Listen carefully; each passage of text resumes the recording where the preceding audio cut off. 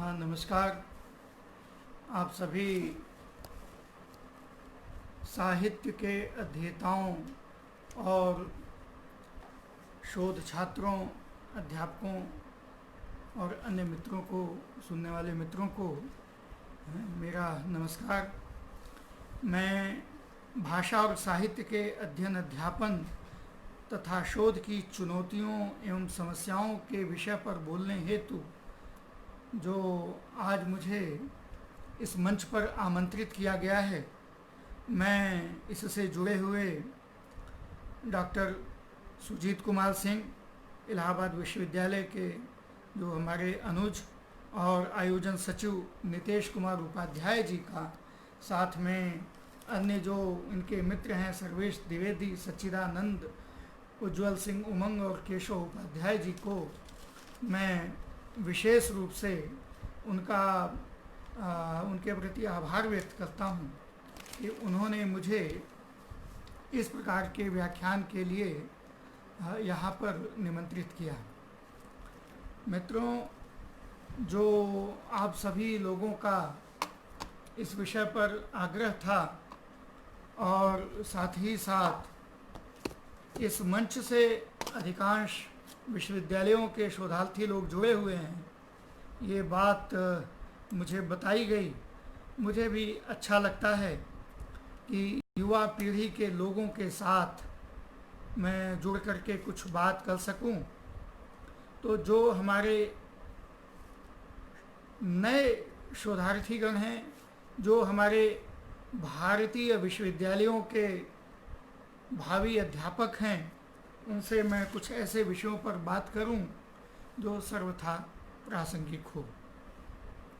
अभी कोविड-19 का दौर चल रहा है। इस दौर में समाज के नए अनुभव प्रत्यक्ष हुए हैं।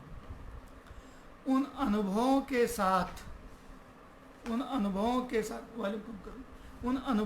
साथ हमको साहित्य अध्ययन की क्या दिशाएं होंगी, भाषा अध्ययन की क्या दिशाएं होंगी, हमारे शोध छात्रों के समक्ष क्या चुनौतियां हैं, उन बिंदुओं पर आपसे कुछ बातचीत करने का अवसर आपने मुझे दिया है। आप सबके प्रति मैं बहुत आभारी हूँ और इसके साथ ही कुछ चिंताओं और कुछ चुनौतियों और समाधान, कुछ नई दृष्टियों के साथ मैं आपके बीच अपने साझा करूँगा अनुभव। हम सभी जानते हैं कि सभी शैक्षिक विषयों में वर्तमान दौर में एक बात दुनिया के सभी प्रबुद्ध लोगों के बीच आ रही है कि हमारी विश्व व्यवस्था में बदलाव होना है। इस बदलती विश्व व्यवस्था में निश्चित तौर पर वैश्विक क्षितिज पर ये जो घटना जिसने रातों रात पूरी दुनिया बदल दी, दुनिया को हतप्रभ स्तब्ध कर दिया, आकस्मिक ही बहुत कुछ सोचने के लिए विवश कर दिया। महामारी कई बार आई है सभ्यता के अनुभव में, लेकिन इस बार की जो ये विश्वमारी है, ये विश्वमारी का जो नया अनुभव है, उस अनुभव के संदर्भ में कुछ बातें निश्चित तौर पर बड़ी महत्वपूर्ण है। उन बातों में एक बात जो समझ में आई कि इस बदलती विश्व व्यवस्था में आकस्मिक ही तकनीक प्रभावी हो गई। तकनीक के प्रभावी होने से नए नए आयाम जुड़े। हम सभी जानते हैं कि जिसकी हम सभी ने आलोचना की, एक्चुअल दुनिया से वर्चुअल दुनिया, वास्तविकता से आभासी दुनिया का एक बड़ा विराट क्षितिज का उद्घाटन हुआ है। वे सारे लोग जो हमारे जनमाध्यमों से जुड़े हुए नहीं थे, सोशल साइट से जुड़े हुए नहीं थे, आकस्मिक ही जुड़ गए। हमारी शिक्षा व्यवस्था बहुत कुछ पारंपरिक कक्षाओं के भरोसे चलती थी, आकस्मिक ही कहीं न कहीं ऑनलाइन ये आभासी कक्षाएं उनको स्थानापन्न करने लगीं। और विगत दशकों से नवाचारों को लेकर नई तकनीक की ओर प्रशिक्षित करने का ध्यान हमारी सरकार का था। वो आते ही इधर 2-3 महीने में इतना जोर पकड़ा कि जिसके भी हाथ में एंड्रॉयड मोबाइल था उसने नई शक्ति का संचार किया, नए शक्ति का अनुभव कराया। डिजिटल क्रांति, अंकीय क्रांति के नए अनुभव के साथ लोग इस दिशा में उतरे। और हम सभी जानते हैं कि अचानक ही सारे विश्वविद्यालय के दरवाजे बंद हुए, कक्षाओं के दरवाजे बंद हुए और सबकी चिंता व्यापने लगी कि आगे क्या होगा। हमारे वैज्ञानिक जगत के लोग जो एक तरफ दवाओं के अनुसंधान में लगे थे, वहीं पर समाज विज्ञानी और मानविकी से जुड़े लोगों ने अपने इस नई चुनौती का समाधान करने की ओर अग्रसर हुए कि हमारी समाज व्यवस्था में हमारी समाज की संरचना कैसे बचे और इस समाज की संरचना के साथ अध्ययन अध्यापन की जो नई चुनौतियां खड़ी हुई हैं, हम अध्यापकों के समक्ष उसका समाधान कैसे करें, हम शोध छात्रों के समक्ष उसका समाधान कैसे करें। ये सारे प्रश्न आज हम सभी शोध छात्रों, अध्यापकों के समक्ष खड़ा हुआ है। आज दुनिया बहुत तेज़ी से टेक्नो सेवी हो रही है। इस टेक्नो सेवी होने के दौर में ये जो टेक्नो सेवी होने का दबाव है, हमारी पारंपरिक शिक्षा पर क्या प्रभाव पड़ने वाला है, इसमें क्या नई नई चुनौती हमारे समक्ष दिख रही है, निश्चित तौर पर उसके अनुकूल यदि हम और हमारे विद्यार्थीगण, हमारे शोध छात्रगण यदि उससे अवगत नहीं होंगे तो मुझे लगता है कि वो अपने भविष्य के साथ सही में न्याय नहीं कर सकेंगे। इसलिए देखिए, तकनीकी क्रांति के आने के बाद जिस प्रकार से अंग्रेजी का भ्रमजाल दुनिया में व्यापक रूप में फैला हुआ था, वह भ्रमजाल अब टूट चुका। मैंड्रीन के बाद हिंदी सर्वाधिक बोली जाने वाली भाषाओं में तीसरे नंबर पर आ गई पूरी दुनिया में। ये बहुत कुछ तब हुआ जब हमारी सूचनाएं सूचना क्रांति के माध्यम से दुनिया के समक्ष आने लगी। बहुत सारे लोग अपनी बात को, हिंदी प्रयोग को, जो एक अंग्रेजी के दबाव में थे, उनको जब यूनिकोड के माध्यम से जनमाध्यमों पर अवसर मिला तो वो हिंदी में और भारतीय भाषाओं में लिखने लगे। तो उस समय ये जानकारी आना बड़ा सुखद हुआ। इसी प्रकार से यूनिकोड के माध्यम से जिस प्रकार से हिंदी का वर्चस्व पूरी दुनिया में स्थापित हुआ, हिंदी आगे आ रही है। हम हिंदी के और हिंदी भाषा भाषियों के लिए, भारतीय भाषा भाषियों के लिए एक अभिनव मार्ग प्रशस्त हुआ। इसमें हमको आगे बढ़ना है। ऐसे ही बहुत कुछ नया है जो भारतीय भाषा के लिए, हमारे जो हिंदी भाषा भाषियों के लिए, साहित्य के अध्येताओं के लिए करने की ज़रूरत है। और ये चुनौती हमारे समक्ष खड़ी हुई। तकनीकी क्रांति के आगमन के साथ जो साहित्य के, जो शोध के और अध्ययन अध्यापन के नए आयाम उद्घाटित हुए हैं, उस आयाम को हम सभी अध्यापकों को अपनाने की चुनौती है। आने वाले समय में एक बार ये बात आ रही है कि कहीं अध्यापकों के लिए अवसर की कमी तो नहीं आ जाएगी, नई पीढ़ी के लोगों के लिए अवसर की कमी तो नहीं आ जाएगी। हम सभी आशावादी हैं, इसको इस दृष्टि से न देखें। लेकिन एक बात जो ये समझ में आ रही है कि पूरी दुनिया में बहुत तेज़ी से ज्ञान संपदा का डेटाबेस निर्मित हो रहा है।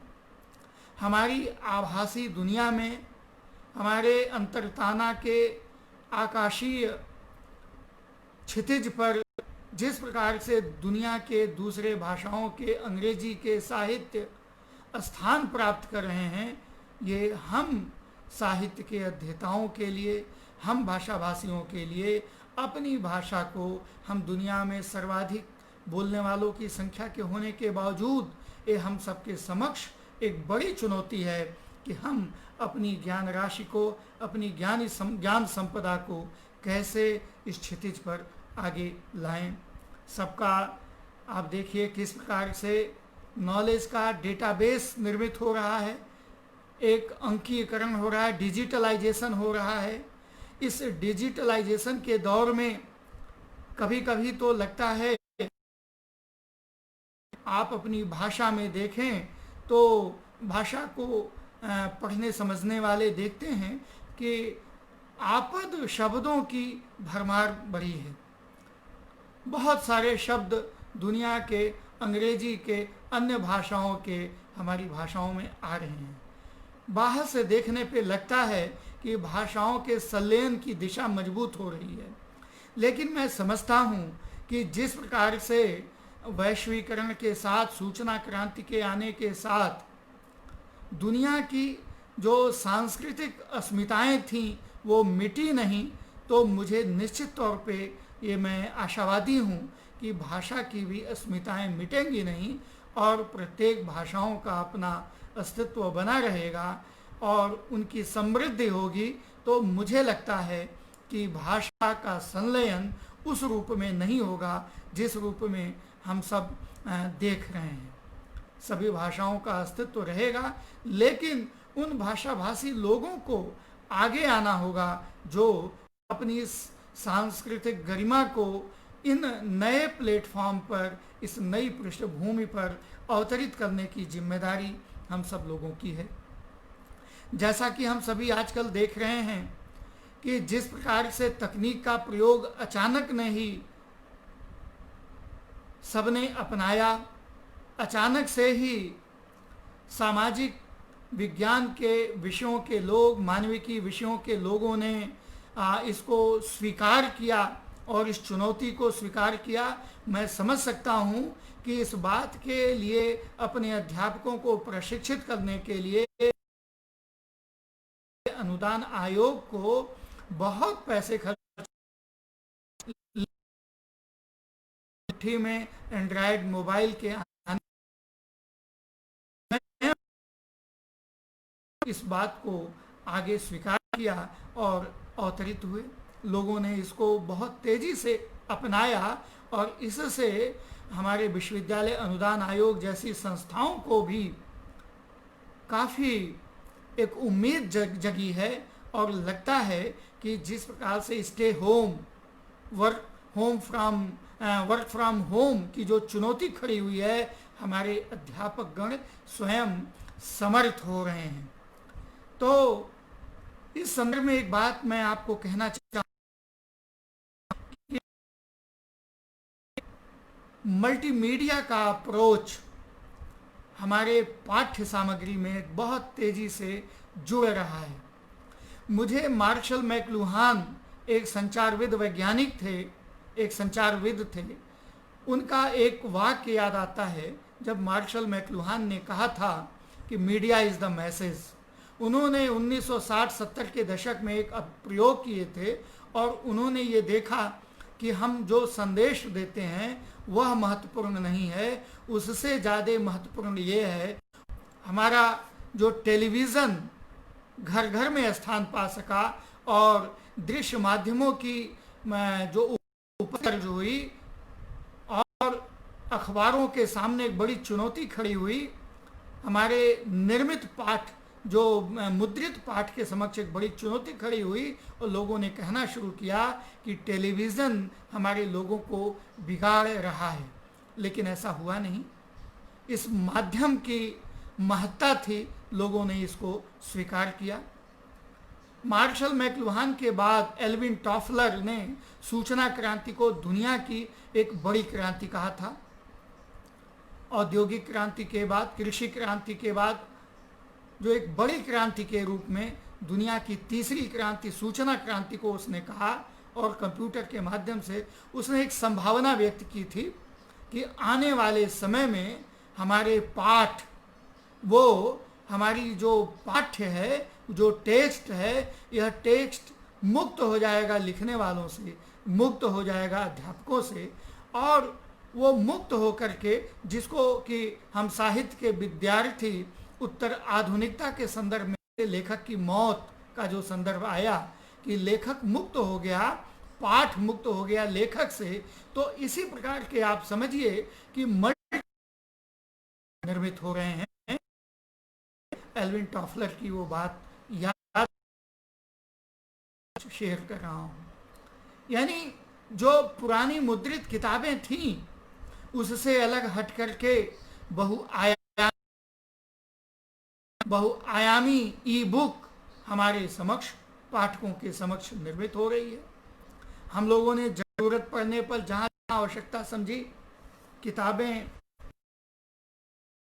हम लोगों ने लिखी, लेकिन अब जब आज जरूरत पड़ रही है कि हम सभी ऐसे टेक्स्ट निर्मित करें जो सुदूर बैठे विद्यार्थियों के लिए उपयोगी हो, ऐसे तो निश्चित तौर पर हमारी जो पारंपरिक पद्धति है उसके समक्ष एक चुनौती। अंग्रेजी का जो वर्चस्व टूटा है, लेकिन हमारे बहुत व्यवसाय से जो हम हिंदी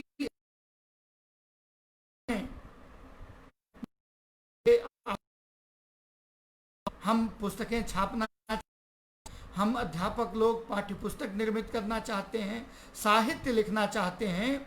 ऐसी स्थिति में जो सॉफ्टवेयर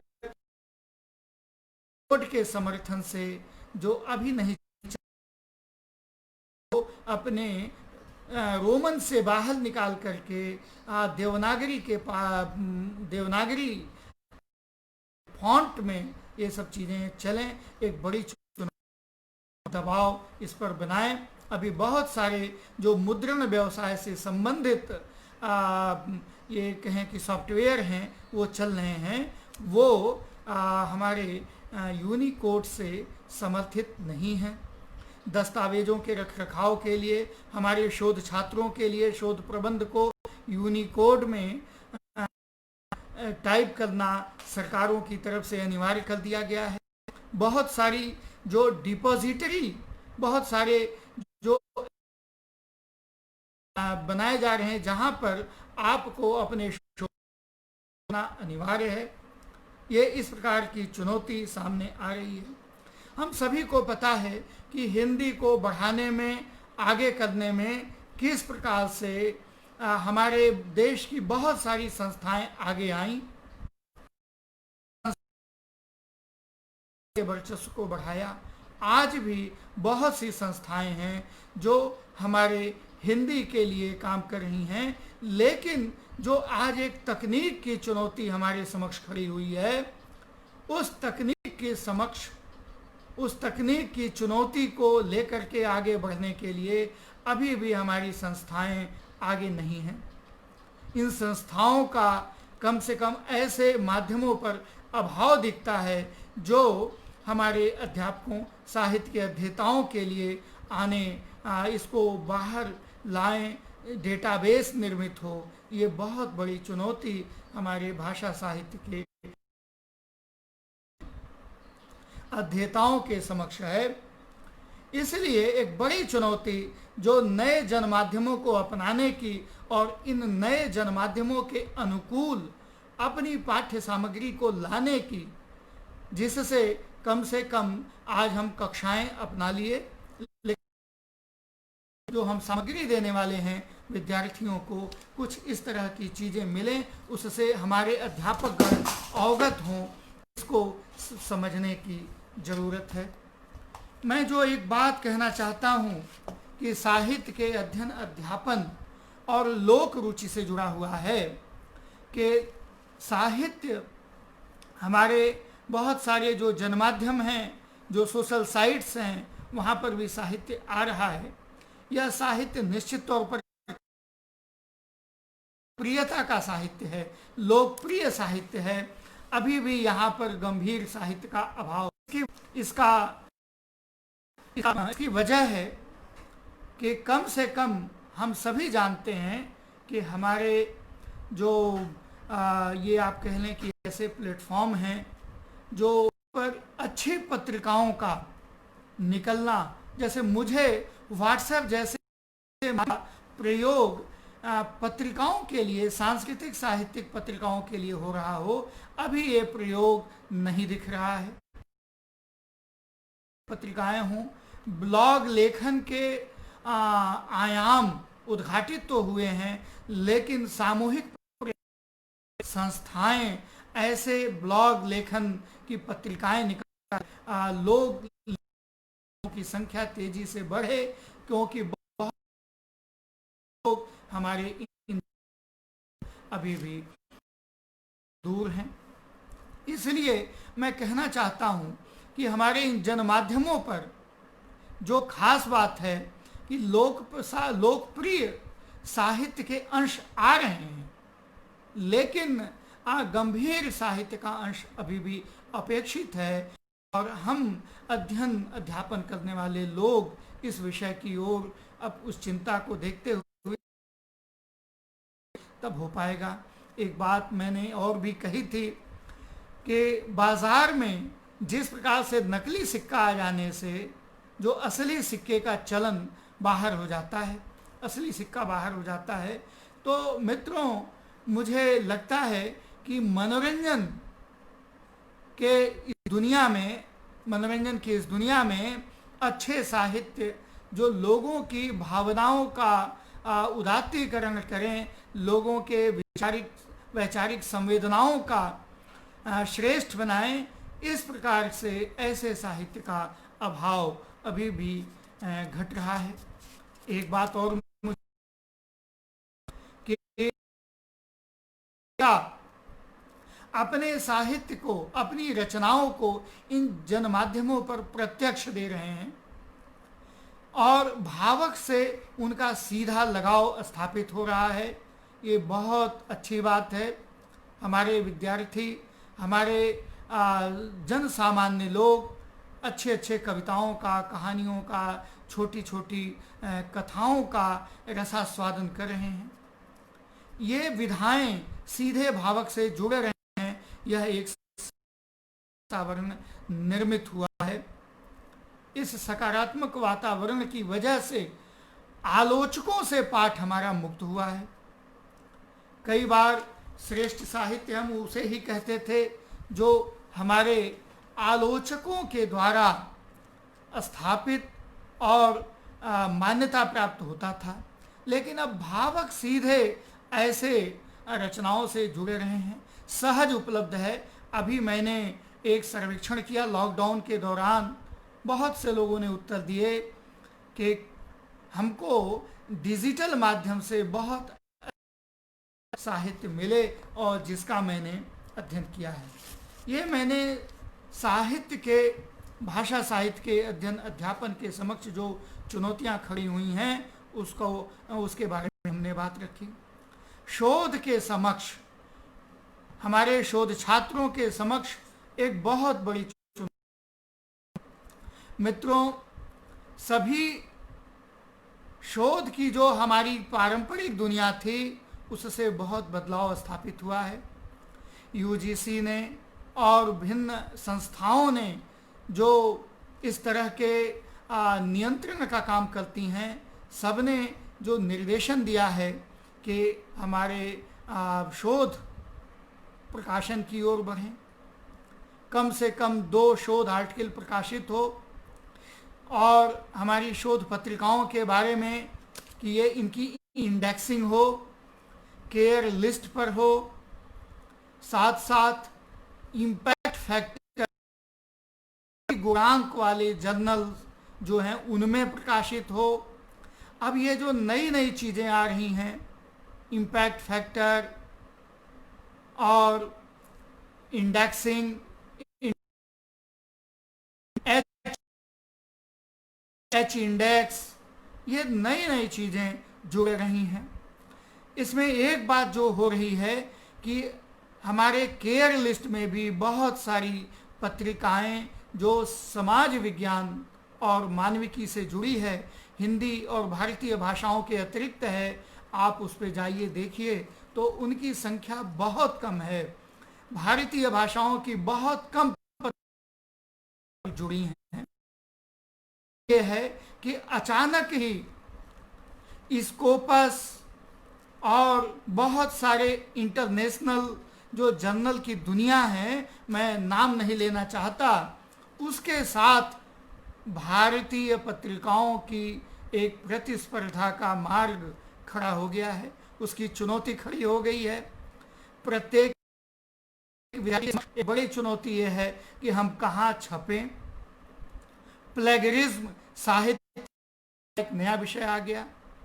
आप अपने में आप पुनः आप जो आपने एक आलेख लिखा, आपने जो एक शोध किया, उन आंकड़ों को लेकर के दोबारा दूसरी जगह छप सकते हैं कि नहीं छप सकते। प्लेगरिज्म की बात आ गई है, उसको भी चोरी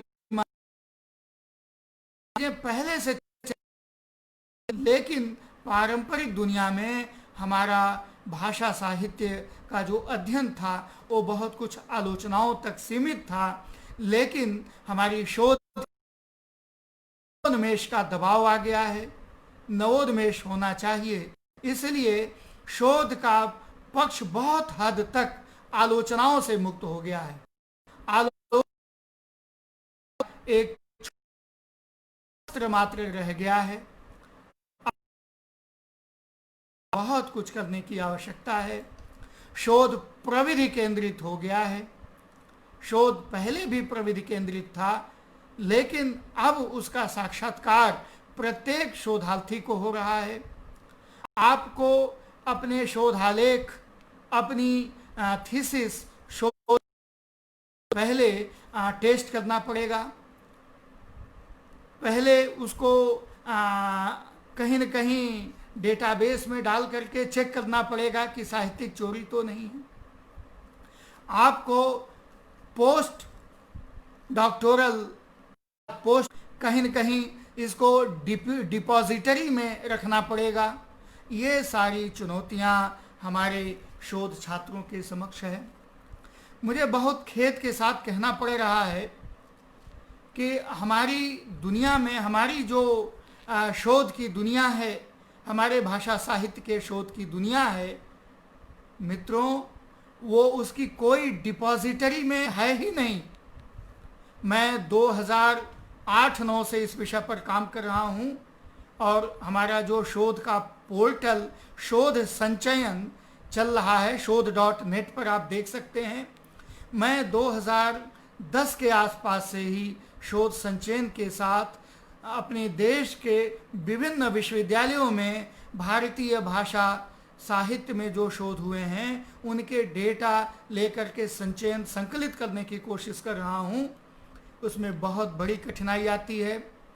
विश्वविद्यालय प्रशासन शोध छात्रों को भी अब तो विश्वविद्यालय में जो केंद्रीय पुस्तकालय में चीज़ें रखी जाने लगी हैं, लेकिन अपने विश्वविद्यालय के साथ दूसरे जगह आप देख लें कि विद्यार्थी को जाने में, खोजने में संदर्भ बड़ी कठिनाई आती है।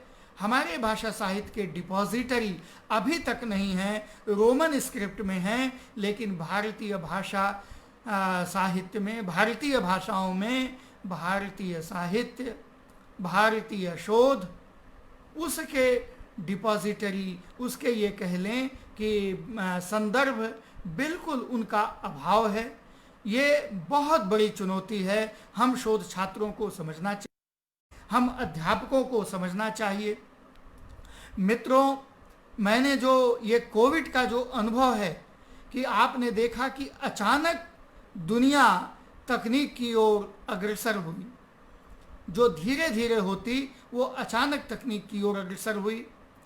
तकनीक का दबाव शिक्षा संस्थानों पर है, नवाचारों का दबाव शिक्षा संस्थानों पर है। ऑनलाइन कक्षाएं, हमारे विद्यार्थियों से कैसे ऑनलाइन जुड़ाव हो, सोशल डिस्टेंसिंग बना रहे, ये सब चीज़ें जो आ रही हैं, इसमें जो हमारे अध्यापकगण, जो हमारे शिक्षकगण और जो विद्यार्थीगण कहीं न कहीं तकनीक से जिनकी दूरी है, उनको लगता है कि इससे, इसके ज्ञान राशि से वंचित रह जाएंगे। तो मित्रों, एक बात मैं कहता हूँ कि हम साहित्य के अध्येताओं के लिए तकनीक का एक निश्चित सीमा तक ही महत्व है, हम सभी जानते हैं। लेकिन जिस प्रकार से तकनीक का प्रभाव खतरनाक है व्यक्ति के लिए, मशीन ही अगर हमारी मालिक हो जाए, तकनीक ही यदि हमारा मालिक, तो निश्चित सभ्यता के लिए ये खतरनाक है। तो तकनीक का जिस प्रकार से प्रभाव खतरनाक है, उसी प्रकार से मैं समझ सकता हूँ कि तकनीक का अभाव भी खतरनाक है। क्यों?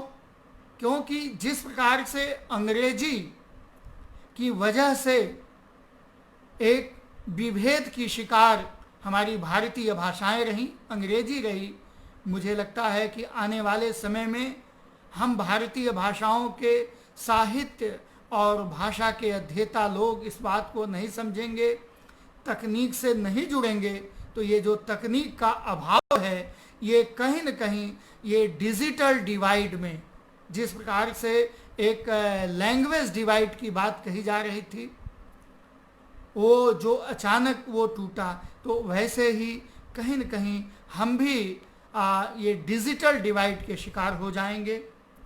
तो आज के इस कठिन समय में साहित्य की संवेदना को बचाने की ज़रूरत है।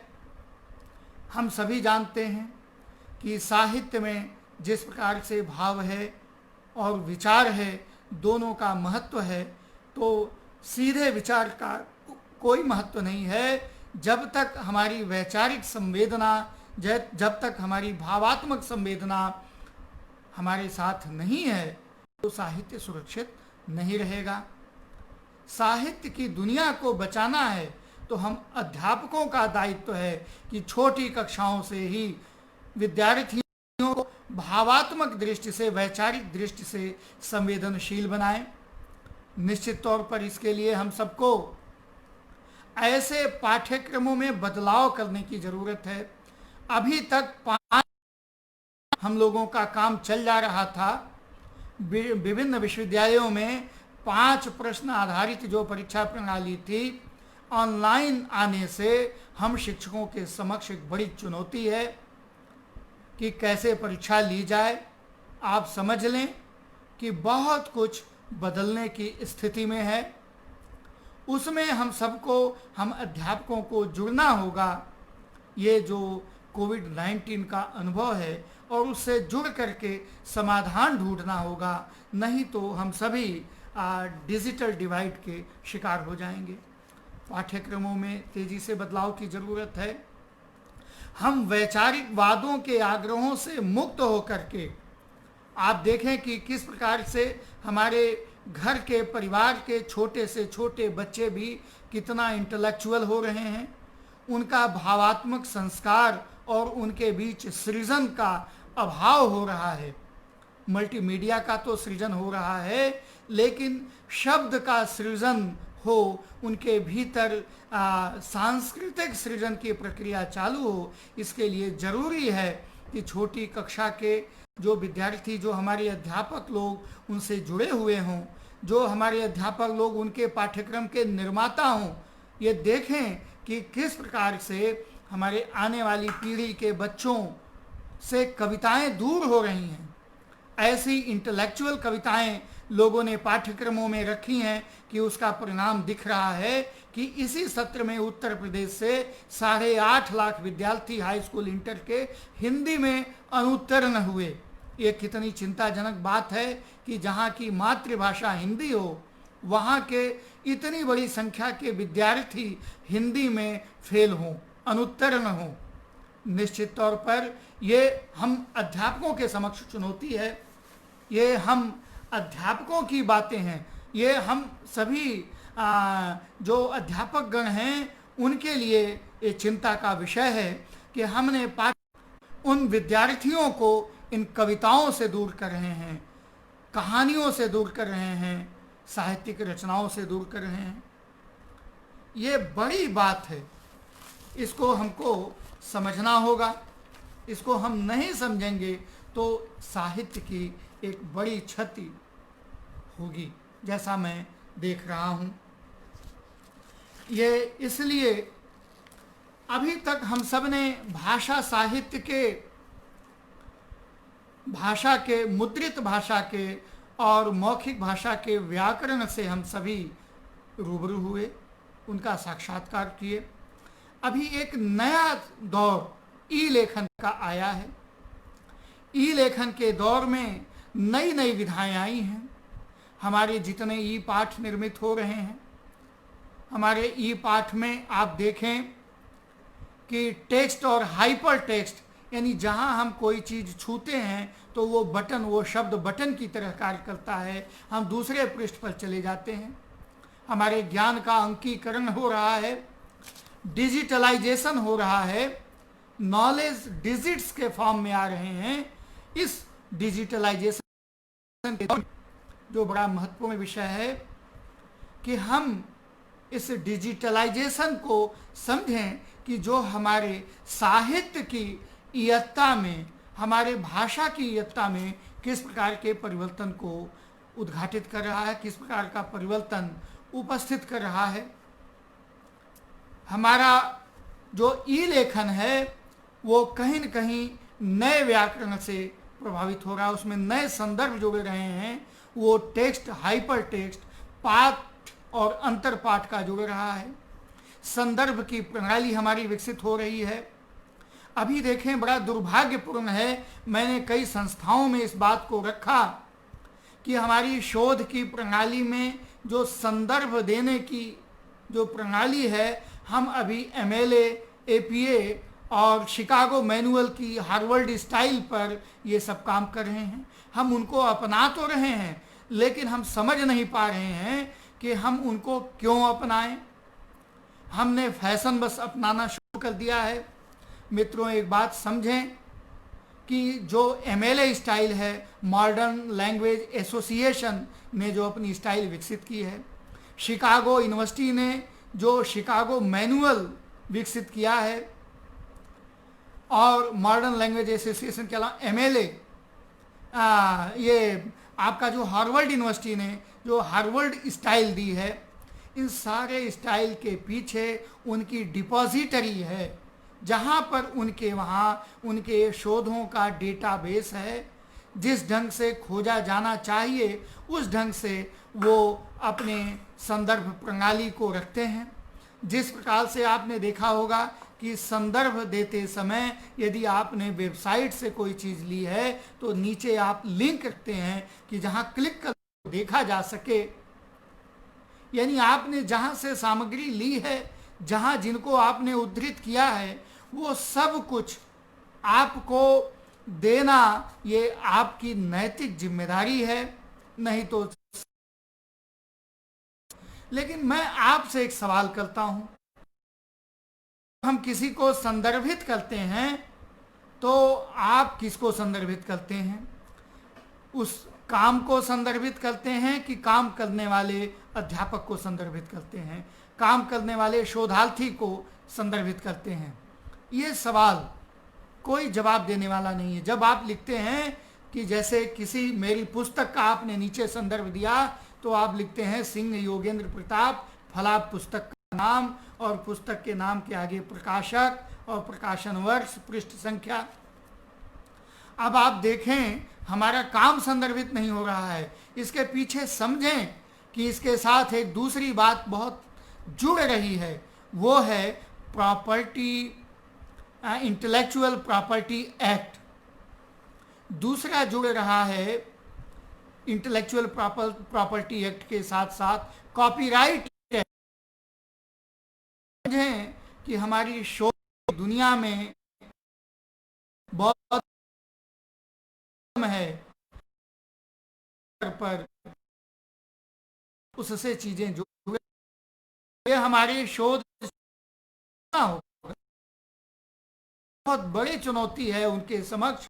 उसको नई नैतिकता है, शोध की, अध्ययन अध्यापन में जो नया नवाचार है, जो नवीनता है, इन सारे संदर्भों को समझते हुए ही हम आगे भविष्य में अपनी भाषा साहित्य का मार्ग प्रशस्त कर सकते हैं। हम में से अधिकांश लोग इस ग्रुप से जुड़े हुए जो शोधार्थी हैं वो कल अध्यापक बनने वाले हैं। उनमें से अधिकांश लोग जो शोधार्थी हैं जिनका संबंध इन विषयों से है, निश्चित तौर पर उनको इन सारी नैतिकताओं का सामना करना पड़ेगा, इन नैतिकताओं को समझना पड़ेगा। इसके आधार पर ही वो बढ़ सकते हैं। वे पुस्तक लिखेंगे, शोध प्रबंध प्रकाशित करेंगे, वे शोध पत्रों में अपने शोधालेख प्रकाशित करेंगे, विभिन्न शोध समस्याओं को खोजेंगे और उनके मार्ग पे आगे बढ़ेंगे। ये सब कुछ चुनौती है और जो हमारे तकनीकी नवाचारों के आने से, क्योंकि अगर हम नहीं समझेंगे तो आप समझें कि हम भारतीय भाषा के लोग डिजिटल डिवाइड के शिकार होंगे। एक बात और मुझे अपने अध्यापक मित्रों से कहनी है, वो ये कि भारतीय भाषाएं, सोचिए, भाषा की जनगणना के अनुसार जिस देश में बोली जाती हैं उस देश में ये भाषाएं छोटी छोटी अस्मिताएं हैं, उनका सामाजिक सांस्कृतिक वर्चस्व है। उन सबको एक साथ लेकर के चलने की बात है।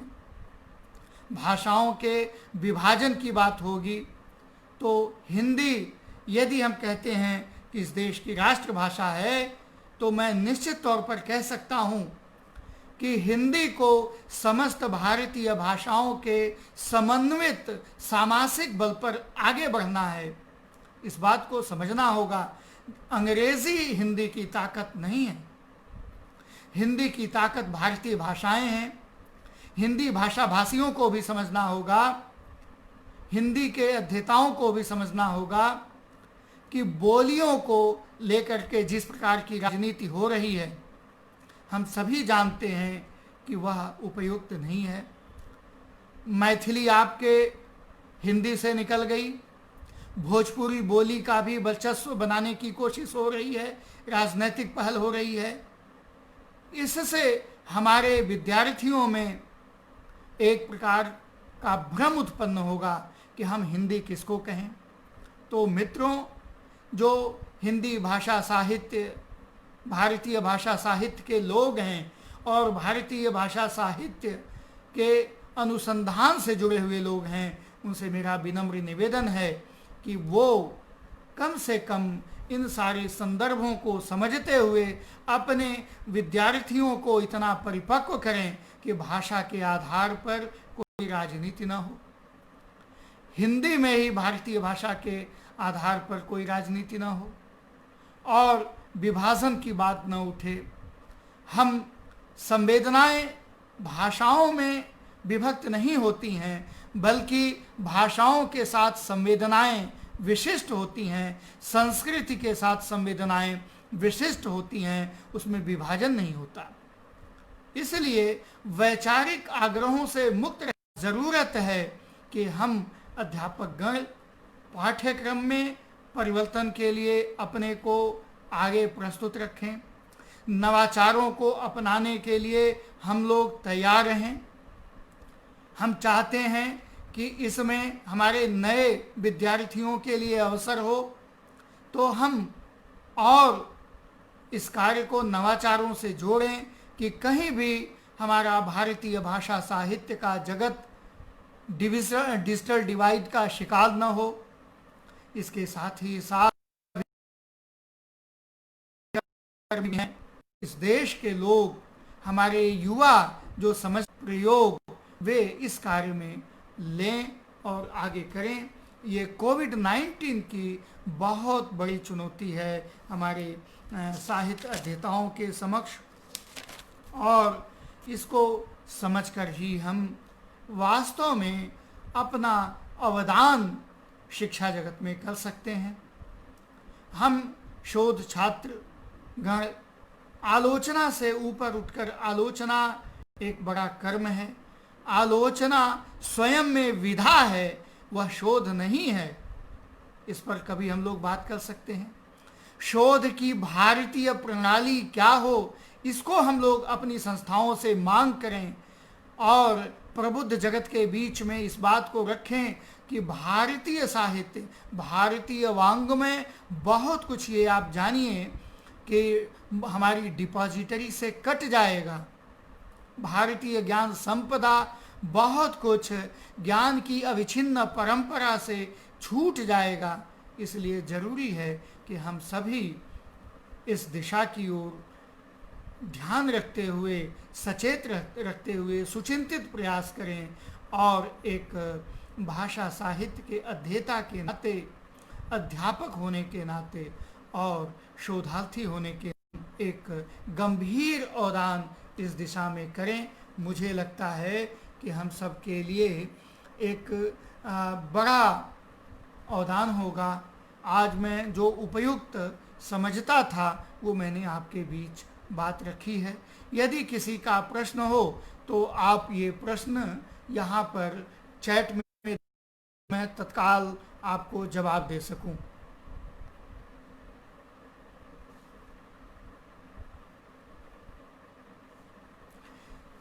चलिए ठीक है, मैं आपसे विदा होता हूँ। आपने मुझे बहुत ध्यान से सुना, मैं आप सबके प्रति आभारी होता हूँ। बहुत बहुत धन्यवाद। नमस्कार।